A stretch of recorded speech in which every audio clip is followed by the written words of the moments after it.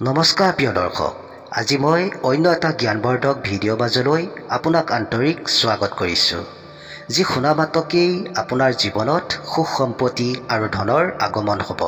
তেন্তে আহক কথাৰ মাজলৈ সোমাই যাওঁ। এদিন ভগৱান শিৱই মাতা পাৰ্বতীক কৈছিলে যে দুখৰ অন্ত কেনেকৈ কৰিব পাৰে।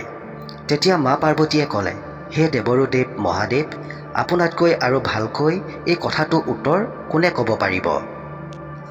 সেইকাৰণে আপুনিয়েই কওক, দুখৰ অন্ত কেনেকৈ কৰিব পৰা যায়। পিছত ভগৱান শিৱই ক'লে, হে দেৱী, যদি কথাখিনি শুনিব বিচাৰিছা তেনেহ'লে মন দি শুনি যাবা। যদি আপুনিও এই কাহিনীটো শুনি আছে তেনেহ'লে সম্পূৰ্ণকৈ শুনি যাব। এই কথাখিনি আধা আধৰুৱাকৈ এৰি যোৱা ভুল কেতিয়াও নকৰিব, কিয়নো এই পবিত্ৰ কথাখিনি সম্পূৰ্ণকৈ শুনিলে মনে বিচৰা ধৰণৰ ফল পোৱা যায়। সেইকাৰণে এই কথাখিনি সম্পূৰ্ণকৈ শুনি যাব। যদি আপুনি এজন ভগৱান ভোলানাথৰ প্ৰিয় ভক্ত হয় তেনেহ'লে ভগৱান ভোলানাথক অনাদৰ কেতিয়াও নকৰিব।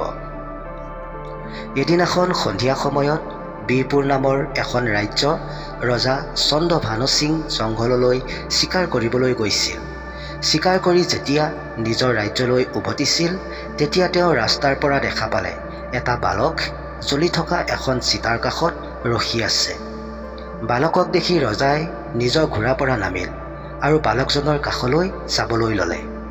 যেতিয়া ৰজাই বালকজনৰ কাষত গৈ পালে, বালকজনে কৈ আছিলে, মা, মই তোমাৰ প্ৰতিজ্ঞা কৰিছোঁ, মই এদিন বহুত ডাঙৰ মানুহ হ'ম, তোমাৰ সপোন পূৰা কৰিম।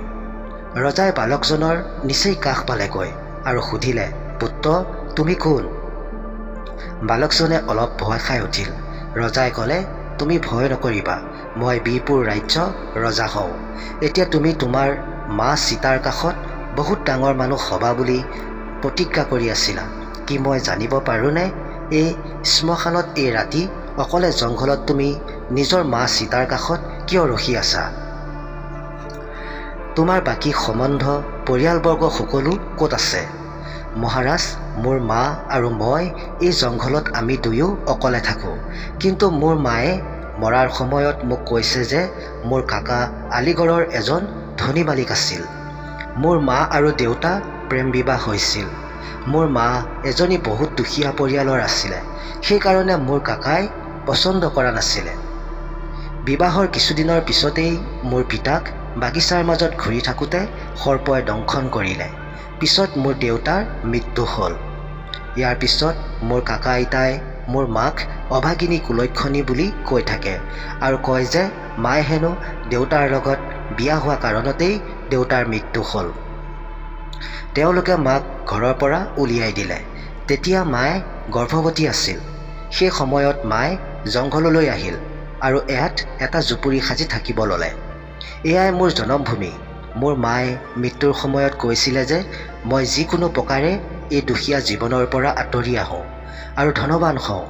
মহাৰাজ, এই কথাসমূহ কৈ থাকোঁতেই মোৰ মা প্ৰাণ গুচি গ'ল। মোৰ মায়ে জীৱিত হৈ থাকোঁতেই মই ডাঙৰ মানুহ হোৱা ক'বলৈ নাপালোঁ। সেইকাৰণে তেওঁৰ চিতাৰ কাষত থিয় হৈ সেই সময়ত মাৰ আত্মাৰ লগত মই ডাঙৰ মানুহ হ'বলৈ প্ৰতিশ্ৰুতি দি আছিলোঁ।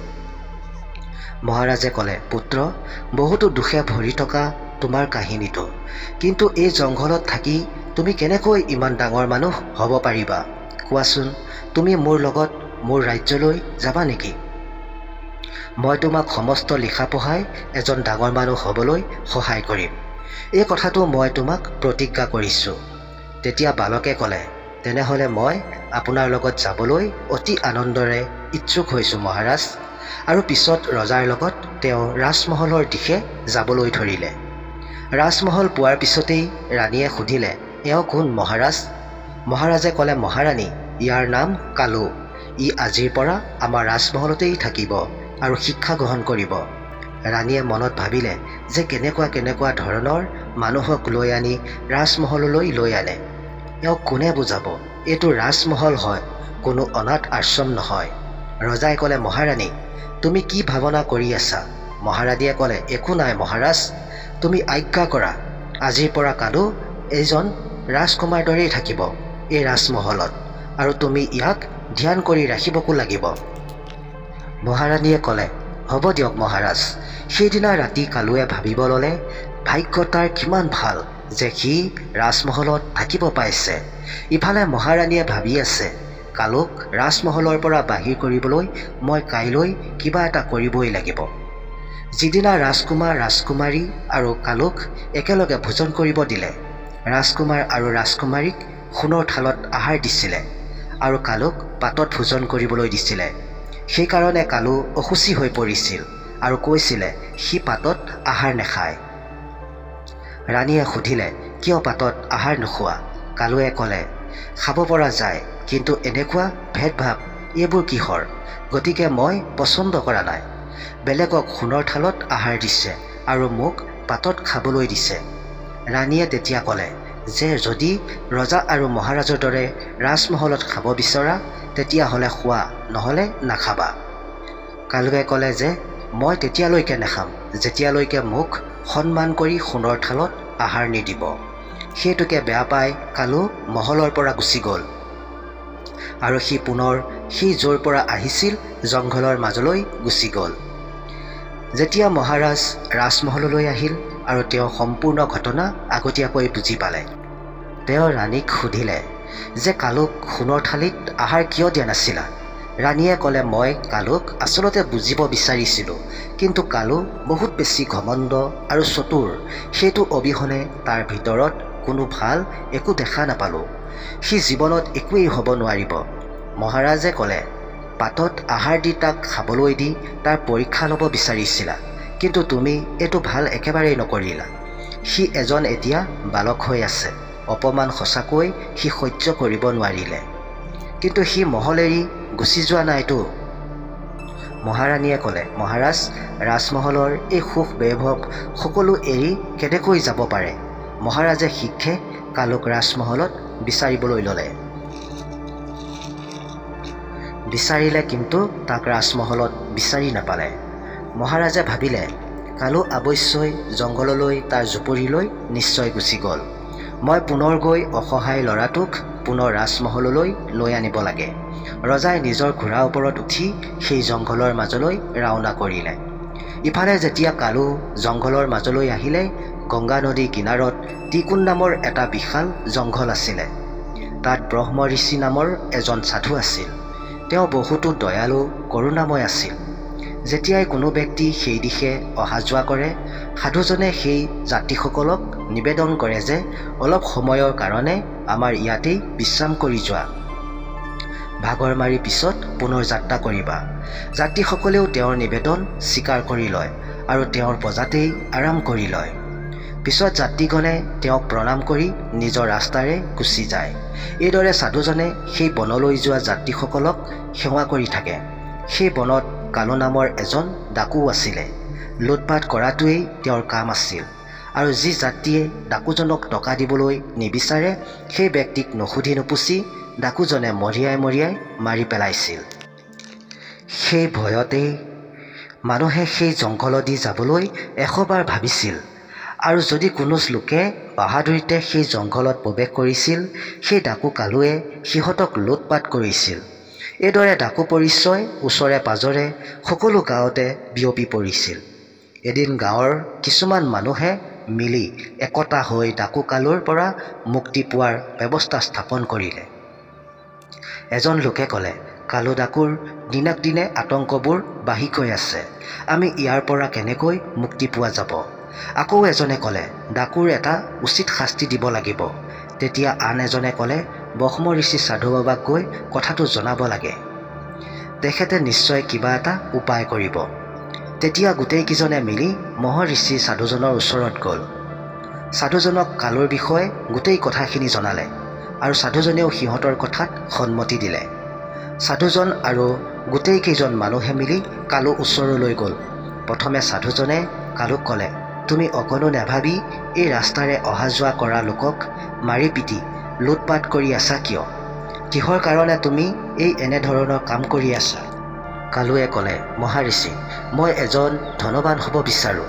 মোৰ মা মৃত্যুৰ সময়ত মই প্ৰতিশ্ৰুতি দিছিলোঁ মই যেনেকৈ নহওক এজন ধনৱান হৈ দেখাম, আৰু সহজতে ধনৱান হ'বলৈ হ'লে মই এই কৰ্মটোকেই মনৰ পৰা লৈছোঁ।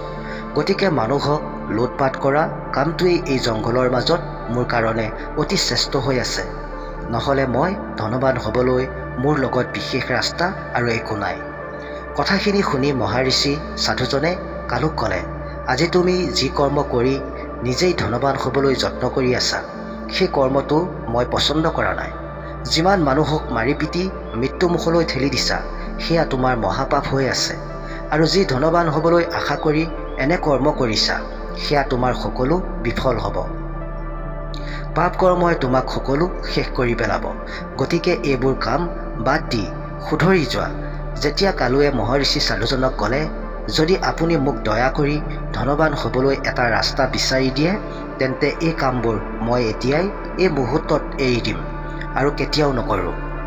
মহাঋষিয়ে ক'লে, ঠিক আছে, তুমি কালিলৈ মোৰ আশ্ৰমলৈ আহিবা, মই তোমাক সহায় কৰিম।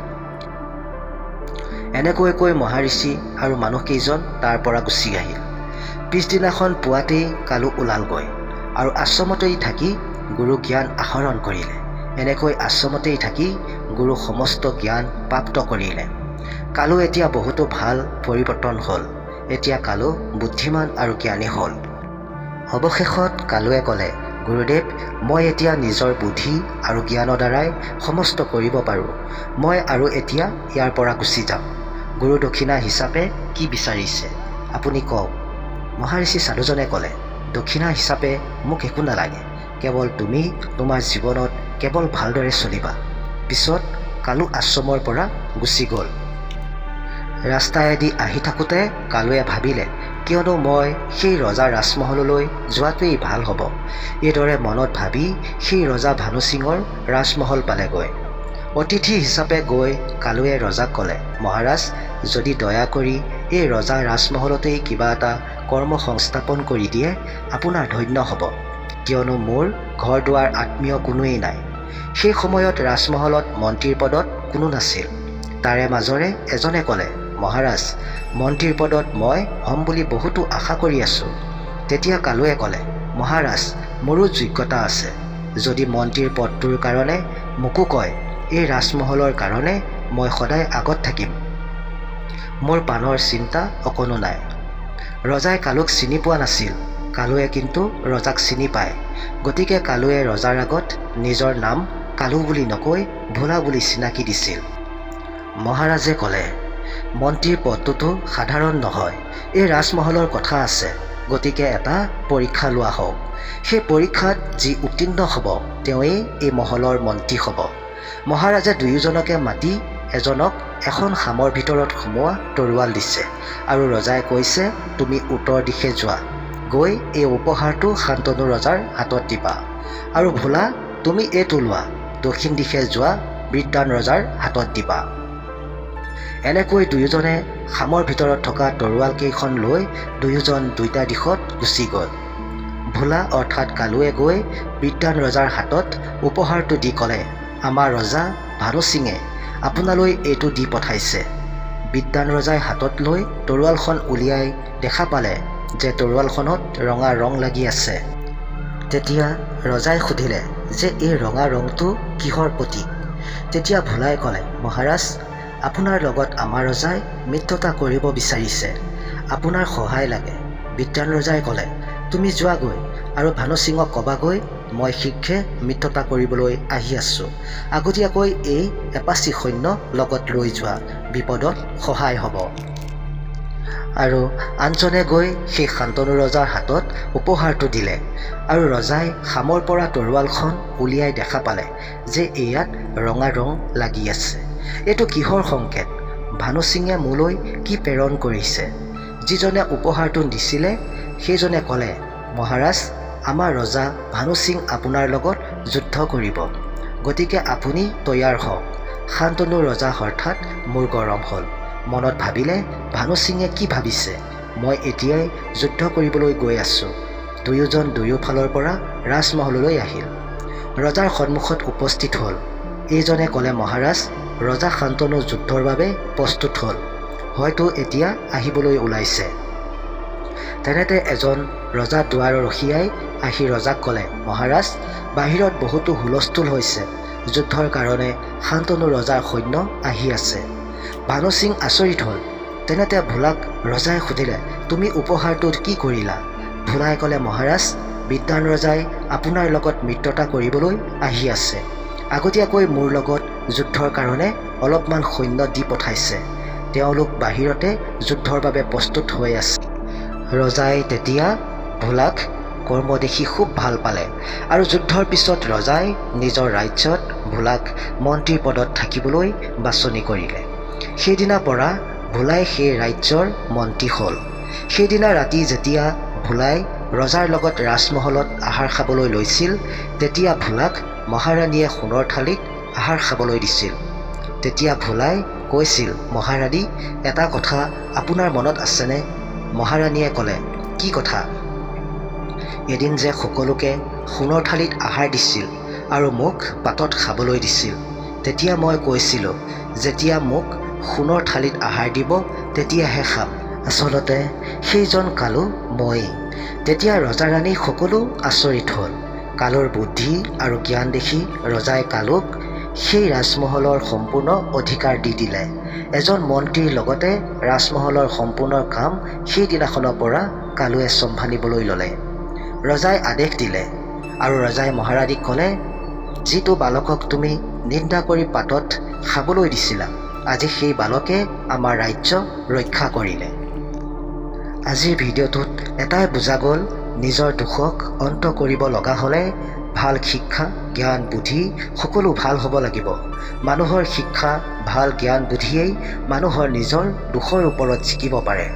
যদি সাধুজনে শুদ্ধ জ্ঞান বুদ্ধি কালুক শিক্ষা নিদিলে হয়, তেন্তে কালু আজিও সেই ডাকুৱেই হৈ থাকিলহেঁতেন আৰু কালুৰ মনত ইচ্ছা পূৰ্ণ হ'ল আৰু মহাৰাণীয়ে কৰা নিন্দা সেই কালুকেই ভঞ্জিব লগা হ'ল।